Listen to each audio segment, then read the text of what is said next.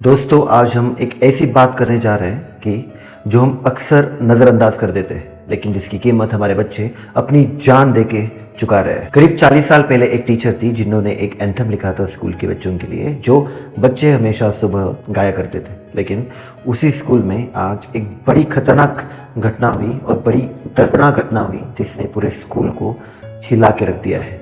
एक बच्ची ने तनाव और प्रेशर की वजह से सुसाइड कर लिया। क्या ऐसा कोई बोझ है जो हमारे बच्चे उठा रहे हैं और हम देख ही नहीं पा रहे? क्यों एक बच्चे को अपने माँ को सॉरी कहना पड़ता है? क्यों एक बच्चा अपने पापा को बोलता है कि आई एम सो सॉरी पापा, मैं आपके एक्सपेक्टेशंस पे, अपेक्षाओं पे खरा नहीं उतर पाया? और ये चीज़ कभी भी नहीं होनी चाहिए, लेकिन ये होती है और हमारी प्राथमिकताएं कंप्लीटली बदल चुकी है। No emotional intelligence at all, no emotional support to our children and only expectations. हर माता पिता और टीचर अपने बच्चों की सुरक्षा तो करती ही है, केयर करती ही है, लेकिन अब हमें जो भावनात्मक सुरक्षा है बच्चों की, वो एक एकेडमिक से ऊपर रखना पड़ेगा। फिर जो पेरेंटल केयर होती है वो अनुशासन से ऊपर रखना पड़ेगा, और फिर जो भी मेंटल हेल्थ होता है ना, वो स्कूल स्ट्रक्चर से ऊपर रखना पड़ेगा। हम बच्चों के अंदर के तनाव को कैसे पहचानते हैं? क्योंकि दोस्तों आज हमें इस घड़ी पे चाहिए इस सिस्टम में बड़ा बदलाव। किसी भी बच्चे के भावनाओं को कंट्रोल करना या फिर मॉनिटर करना आसान नहीं है, लेकिन ये सब किया जा सकता है जब स्कूल और पेरेंट्स के बीच एक अच्छी पार्टनरशिप हो, बहुत सारे सपोर्ट ग्रुप हो, इकोसिस्टम हो, और इशारा करने के बाद जितनी भावनिक समस्याएं हैं उस पर हम बात कर सकते हैं। आज भी हमारे देश में नेशनल चाइल्ड सेफ्टी फ्रेमवर्क नहीं है, मेंटल हेल्थ इमरजेंसी प्रोटोकॉल्स नहीं है, ग्रीवियंस रिड्रेसल सिस्टम मजबूत नहीं है। और आज हमें एक ऐसी संस्कृति बनानी चाहिए कि जहाँ पे बच्चे को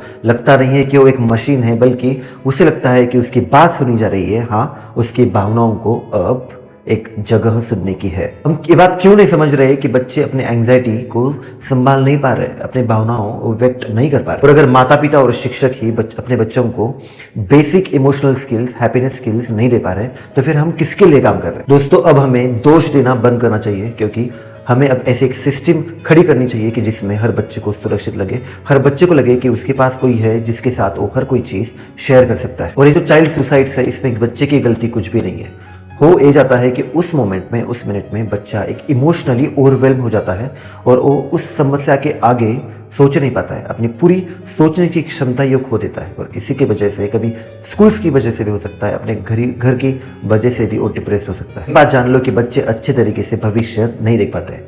जो टीनेज ब्रेन जो होता है उसमें वो इंटेंसिटी के लिए बनाया गया है, ना कि मानसिक संतुलन रखने के लिए। उनके पास संतुलन नहीं होता है, ये बात हमें जान लेनी चाहिए। और इसी की वजह से कभी कभी डिसअपॉइंटमेंट इस लेवल तक जाती है कि उनको ये नहीं पता चलता कि यार इस मोमेंट में हमें कोई चाहिए कि जो हमें हेल्प कर पाए। और हम एक ऐसे समाज में जी रहे हैं कि जिस समाज में सारा महत्व एस्पिरेशंस को है, आपके अचीवमेंट्स को है। और अगर आपके पास कोई भी अचीवमेंट नहीं है तो आपको नीचा दिखाते हैं लोग, है ना?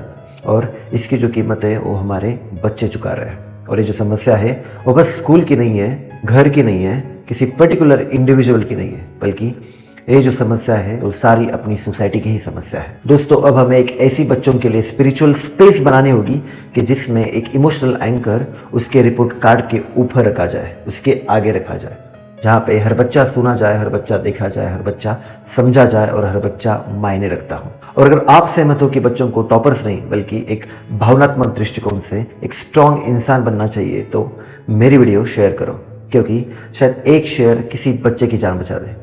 Thank you guys for watching my video till the end. See you in the next video.